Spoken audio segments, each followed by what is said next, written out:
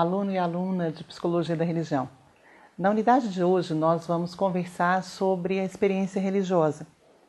Você se lembra de que nas unidades anteriores nós falamos sobre o sentido da religião, a religião na pós-modernidade, e na aula anterior ou na unidade anterior nós conversamos sobre a experiência religiosa de conversão, que foi a motivadora para todo um estudo de psicologia da religião. Quando a gente fala em experiência religiosa, a gente fala em quê? Falar em experiência religiosa é falar nesse próprio sentido da palavra experiência. Quando a gente fala em experiência, a gente fala em traquejo. Fulano é experiente, quer dizer, fulano conhece, ou no popular, fulano tem as manhas. Experiência tem a ver também com teste. Eu testei, eu conheci, eu verifiquei.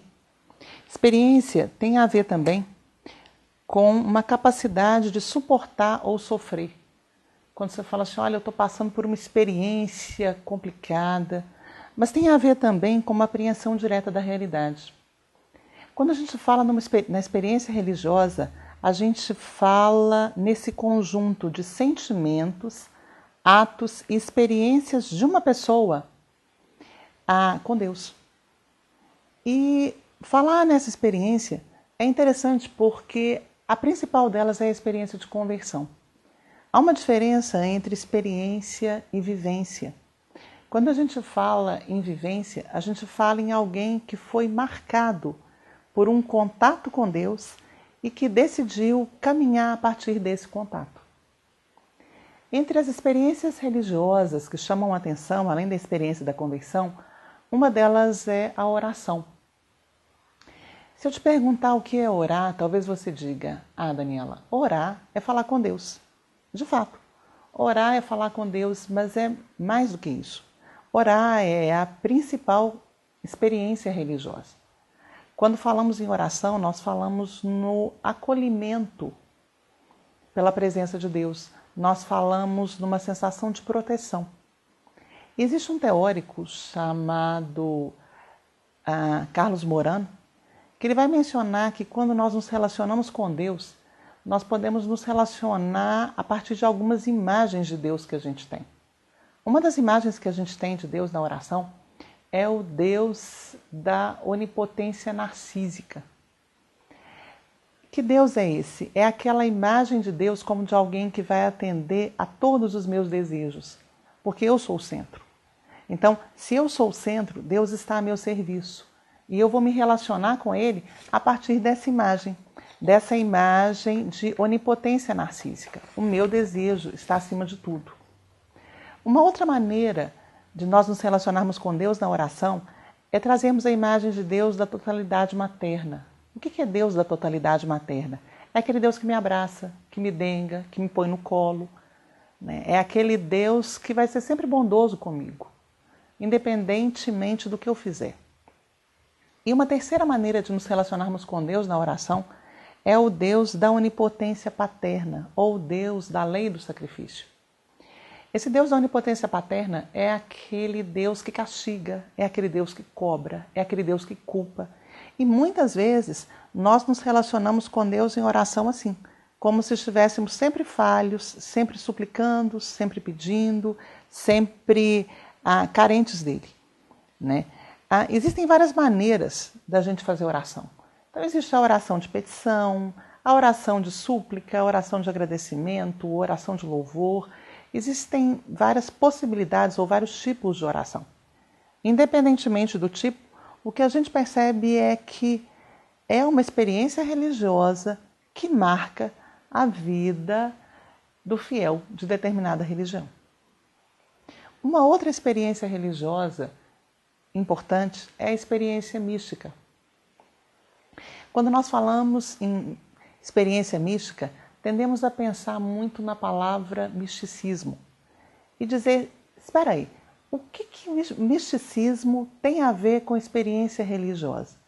Nós podemos nos relacionar com Deus em um momento em que é como se estivéssemos fusionados com Ele. Por isso que a gente vai falar em experiência mística. Essa experiência pode ser uma experiência de êxtase.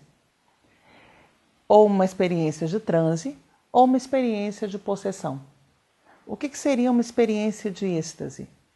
A partir de uma música ou a partir de uma palavra que foi dada, eu começo a sentir a presença de Deus. E a experiência de êxtase, ela é uma experiência de fusão. É como se o fiel e Deus fossem um só.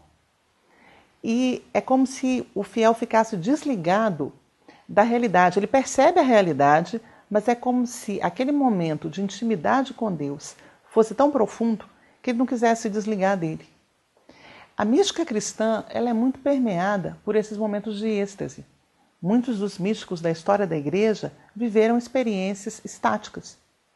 E quando a gente vai falar dessas experiências estáticas, é interessante a gente se lembrar de que algumas pessoas descreviam essa união com Deus como se fosse um encontro amoroso, como se eles estivessem fusionados em Deus, como se eles estivessem embriagados ou envolvidos de forma muito intensa pelo amor de Deus. Uma outra experiência mística é a experiência de transe. Diferente do êxtase, em que eu não preciso tão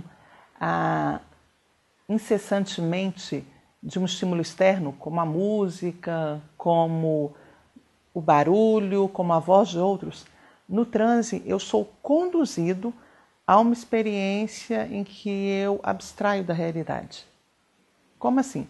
E se falamos dessa experiência de abstração da realidade, é aquele momento em que a mesma melodia é repetida várias vezes, ela é repetida de várias maneiras, existe muito barulho, existe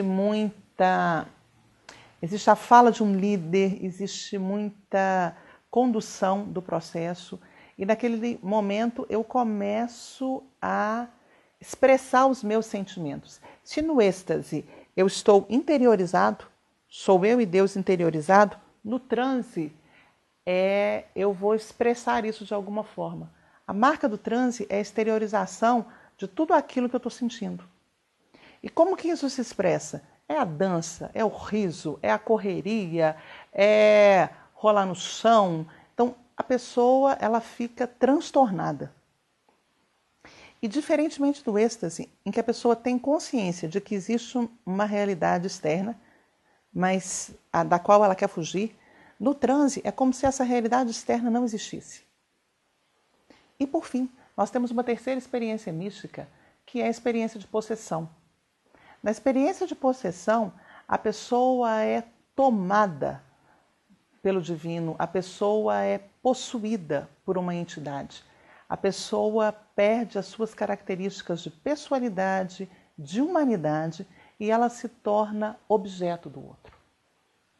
Então, quando a gente vai falando nessa experiência de possessão, ela é uma experiência de tomada do outro. Nós vemos isso em várias religiões, em que a pessoa assume um outro tom de voz, ela assume movimentos que não lhe pertencem e ela não se reconhece. Agora, independentemente da experiência religiosa que aconteça com essa pessoa, da experiência mística, é interessante perceber que essa experiência pode ser analisada. Agora, julgá-la é outra história. Nessa unidade, vocês vão encontrar alguns relatos em vídeo de experiências místicas. Vocês vão encontrar alguns textos que falem sobre o valor da oração. E vocês vão encontrar também algumas indicações de textos que vão apontar o valor dessa experiência religiosa. Vale a pena ler os textos e assistir os vídeos. Até breve, um abraço.